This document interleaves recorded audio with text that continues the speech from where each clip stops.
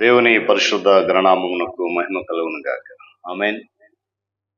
క్రీస్తునందు ప్రియులారా, దేవుడు తన మహాకృపను బట్టి మనకు నూతన ఉదయకాల సమయం 8వ మాసంలో 20 దినాలు అద్భుతంగా దేవుడు తన కృపలు దాచాడు. తిరిగి నూతన ఉదయకాలం ఇటు రీతిగా ప్రభు పాద సన్నిధి నిలబడేటువంటి చక్కటి శ్రేష్టమైన ధన్యత అవకాశం మనకు కనిపించారు కనుక ప్రభు ఉన్నతమైన పరిశుద్ధ నామమునకు ఘనత కలుగును గాక. క్రీస్తునందు ప్రియులు, దైవజనులు, స్నేహితులు, విశ్వాసులు, సహోదరి సహోదరులు, ఈ కార్యక్రమాన్ని వీక్షిస్తున్న ఆత్మీయులందరికీ ప్రియ ప్రభువును మన రక్షకుడైన యేసుక్రీస్తు వారి ప్రశస్తమైన నామంలో ఉదయకాలపు శుభములు మరియు నిండు వందనాలు తెలియజేస్తాను. బాగున్నారు కదా? చాలా సంతోషం. రండి, ఈ దినం కూడా ప్రారంభం ఆహ్వానిస్తూ ఉంటున్నాను. అనుదిన అభివృద్ధి ఉదయకాలపు ధ్యానం అనేటువంటి ఆధ్యాత్మిక కార్యక్రమం నాతో పాటు పాలుబాక్సులో వాక్యాన్ని ధ్యానించి దేవుని దీవెన పొందండి. బైబిల్ దగ్గరలోనే కదా, తెరచి మీ దగ్గర పెట్టుకోండి. మీ అందరికీ తెలుసు కదా, మనము ఎఫ్ఎస్సి పత్రిక ధ్యానాల్లో ఉన్నాం. 4వ అధ్యాయానికి ప్రవేశించాం. ఇప్పటి వరకు 11 అధ్యాయాలు, 4వ అధ్యాయంలో 11 వచనాలను మనం ధ్యానం చేసాం. ఈరోజు 12వ వాక్యం నుండి 16 వాక్యాల గల భాగాన్ని మనం ధ్యానం చేయబోతున్నాం. దేవుని స్తోత్రం చెప్పారు కదా, హల్లెలూయా. కనుక బైబిల్స్ దగ్గర నుండి తెరిచిపెట్టుకోండి. చదువుతున్న మాట జాగ్రత్తగా వినండి, గ్రహించండి. ప్రేమ కలిగి సత్యము చెప్పుచు క్రీస్తు వలె ఉండుటకు మనం అన్ని విషయములలో ఎదుగుదము. దేవుడు తన పరిశుద్ధ లేఖన మాటను మనకు దీవించును గాక.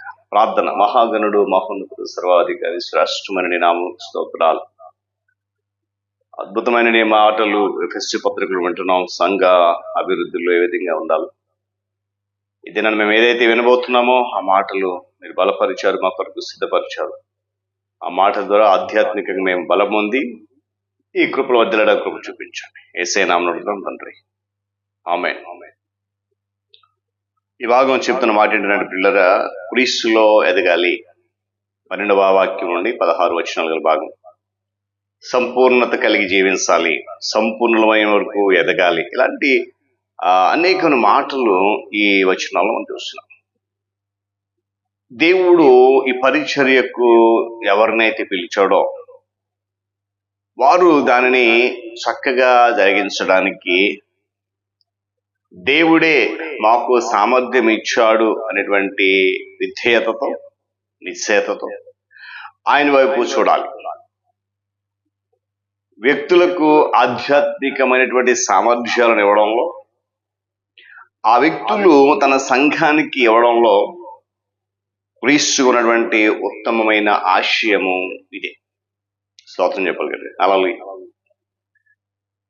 విశ్వాసులంతా కూడా మంచి పనులు చేయాలని, ఒకరికొకరు సేవ చేసుకోవాలని దేవుని కోరిక. వారి కోసం ఆయన మంచి పనులను సిద్ధం చేశాడు. ఎందుకు అని అంటే, ఆధ్యాత్మిక పరిపక్వతలోనికి మనం ఎదగాలి. ఆ పరిపక్వత విషయంలో, ఎదిగే విషయంలో మన పట్ల మన విషయంలో దేవుని యొక్క ఇష్టం ఇది. ఈ పరిపక్వత క్రీస్తులో ఒక్కటే విశ్వాసంలోను, క్రీస్తును గురించినటువంటి జ్ఞానములోనూ ఉంది. మనం చదివినటువంటి వాక్యం అదే చెప్తా ఉంది. అన్ని ఆధ్యాత్మిక విషయాలలో ఎదిగిపోవాలి, అన్ని విషయాల్లో ఎదగాలి. ఏం చేయాలా? ప్రేమ కలిగి సత్యము చెప్పుతూ అన్ని విషయాల్లో ఎదగాలి. వీళ్ళని మనము క్రమేణా క్రీస్తులో మరింత లోతుగా వెళ్తూ చివరకు మనందరం కలిసి ఆయన సంపూర్ణతను అందుకునే వరకు కూడా వెళ్ళాలి, ఎదగాలి. దేవుని స్తోత్రం చెప్పండి కదా, హల్లెలూయా. క్రీస్తు ప్రభు వారు తన రక్తమించి సంపాదించుకున్న సంఘము మొత్తం విషయంలో దేవుని యొక్క ఉద్దేశ్యం ఇదే. ఆయన సంపూర్ణతలోనికి ఎదగాలి. ఆయనే కార్యాన్ని తలపెట్టాడు కనుక ఆయనే ఆ ఉద్దేశాన్ని నెరవేరుస్తాడు. వ్యక్తిగతంగానైతే మనం చదివినట్టుగా ప్రేమతో సత్యం చెబుతుండడం మూలంగా ఆయనతో కలిసి పనిచేయాలి. ఆధ్యాత్మికమైనటువంటి ఎదుగుదలలో ఇది ఎంతో ప్రాముఖ్యం. వీళ్ళ ఆధ్యాత్మికంగా ఎదగాలి అనేటువంటి ఆలోచన కనుక మనలో ఉంటే, పరిశుద్ధ గ్రంథములో వెల్లడైనటువంటి దేవుని సత్యాలను ఒకరితో ఒకరు చెప్పుకుంటూ మన మధ్య జరుగుతున్న వాటన్నిటి విషయంలో సత్యం పలుకుతూ ఉండాలి. ఎదగాలని ఆశ నీలో ఉంటే. కారణం ఏంటనంటే, యేసుక్రీస్తు ప్రభువారు తన సంఘాన్ని నాటిన నేల సత్యం. అది తినవలసిన ఆహారము, పీల్చుకోవాల్సిన గాలి కూడా సత్యమే. సత్యం పాడైపోతే పిల్లలు అన్ని పాడైపోయినట్టు మరేమీ లేదు. కనుక మనం సత్యం అంటే ప్రీతి కలిగి, ఒకరి పట్ల ఒకరి ప్రేమ భావం మూలంగా సత్యం పలకడం అనేది నేర్చుకోవాలి. కానీ ఈ రోజుల్లో సంఘాలను మనం గమనించినప్పుడు, సమాజం గమనించినప్పుడు, దేవుడు ఏదైతే ఖండించాడో, ఆయన ఏదైతే వద్దు అని చెప్పాడో ఆ వద్దు అన్న వాటిని చేస్తూ ఉండే అనేక మంది దీనికి వ్యతిరేకంగా చేస్తున్నారు.